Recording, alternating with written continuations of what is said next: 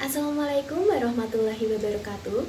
Perkenalkan, nama saya Safira Khairunisa dengan NIM G311200132.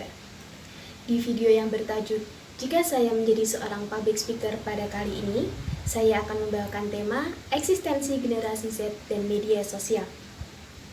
Baik, jika kita membicarakan mengenai generasi Z dan media sosial, kita semua mengetahui bahwa dua hal tersebut adalah sepasang atau dua hal yang saling melekat satu sama lain.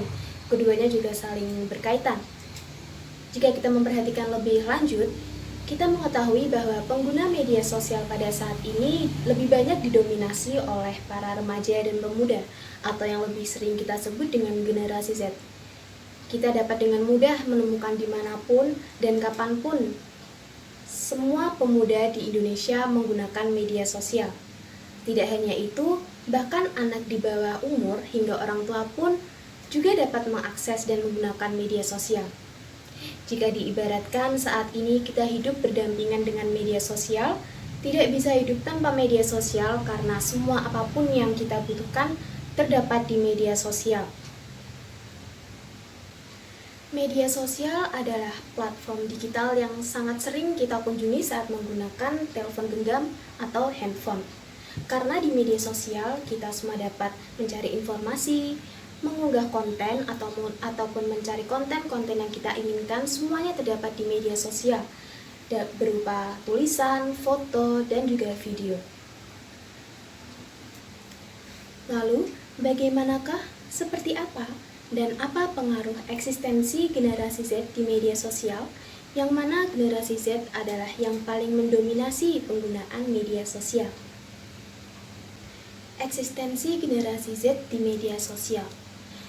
Eksistensi, jika kita berbicara mengenai eksistensi, akan memunculkan pertanyaan, siapakah yang paling mendominasi dan paling banyak menggunakan media sosial?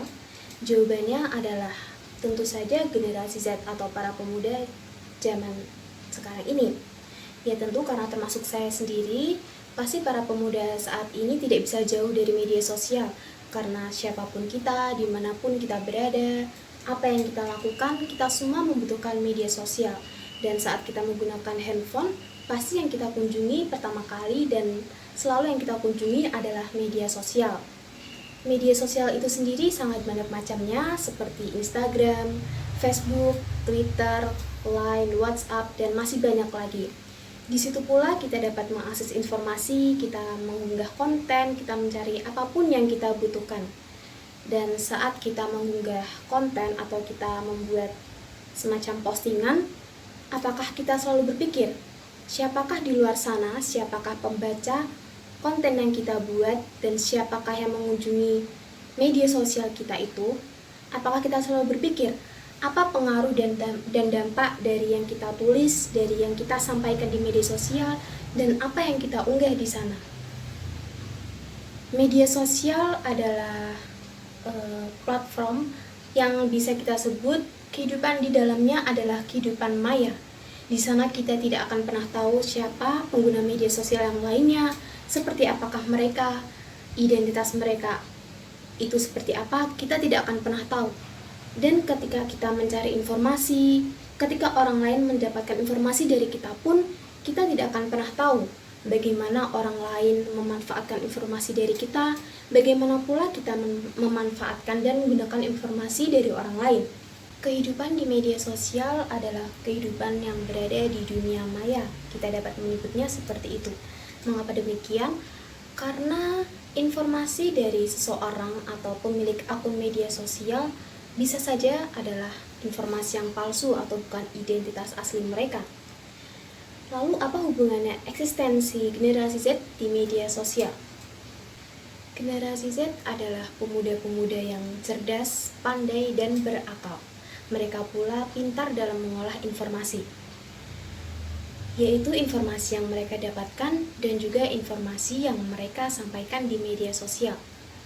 Ada salah satu kasus di media sosial yang paling banyak, yaitu adalah pembulian atau cyberbullying. Mengapa dapat terjadi pembulian di media sosial?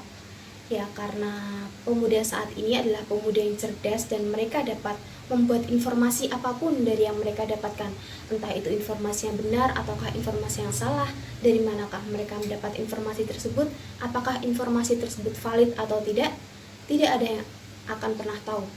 Di saat kita membuat postingan mengenai seseorang, misalnya saat kita melakukan seseorang sengaja melakukan pembulian kepada salah satu orang, kepada target mereka, kita bisa dengan membuat informasi apapun mengenai mereka.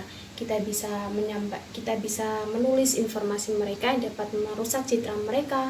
Kita tidak akan pernah tahu apa dampak dan efek yang kita tulis kepada korban. Kasus pembulian yang sering kita temui saat ini paling banyak adalah kasus pembulian yang dilakukan secara fisik, seperti misalnya pembulian yang dilakukan di lingkungan sekolah. Tetapi saat ini juga banyak pembulian atau cyberbullying, yaitu yang dilakukan melalui media sosial. Korban mereka adalah salah satu pengguna media sosial yang kita tidak kenal, kita tidak tahu siapa mereka, kita tidak tahu informasi mengenai mereka. Di saat kita melakukan hal tersebut, pembulian kepada salah satu orang di media sosial, kepada korban, kita dapat menulis apapun yang merugikan mereka, merugikan para korban, tetapi para pelaku dapat bersembunyi di balik akun-akun palsu yang tidak menunjukkan identitas asli mereka. Pembulian di media sosial atau cyberbullying tidak dilakukan secara fisik, namun dilakukan melalui ketikan.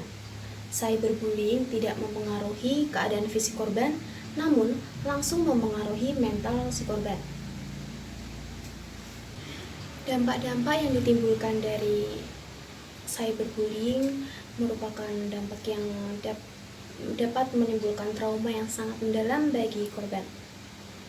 Cyberbullying atau pembulian di media sosial adalah salah satu contoh kasus di media sosial yang sering kita temui, tapi tentunya masih sangat banyak kasus yang lainnya. Lalu jika kita menghubungkan mengenai kasus pembulian di media sosial dengan eksistensi generasi Z di media sosial, kita dapat menyimpulkan bahwa kehidupan di media sosial atau kehidupan di dunia maya, kita tidak tahu seperti apa yang sebetulnya. Tetapi eksistensi atau keberadaan mereka, keberadaan orang-orang di balik akun media sosial yang kita tidak ketahui, ada dan nyata keberadaannya. Jika kita membahas atau mengulang kembali mengenai pembulian atau cyberbullying, kebanyakan pelaku dari cyberbullying adalah para pemuda zaman sekarang, dan kita tidak perlu heran ya, karena pengguna media sosial saat ini paling banyak didominasi oleh generasi Z atau pemuda dan remaja. Sebagai manusia yang pintar dan berakal sehat, hendaknya kita bijak dalam menggunakan media sosial. Kita mengetahui apa dampak baik dan dampak buruk dari yang kita dapatkan dari apa yang kita unggah di media sosial. Karena di media sosial kita tidak pernah tahu apa yang menanti di sana, apa yang akan kita hadapi di masa depan. Oleh karena itu, berhati-hatilah dan bijak dalam menggunakan media sosial. Sekian yang dapat saya sampaikan. Terima kasih. Wassalamualaikum warahmatullahi wabarakatuh.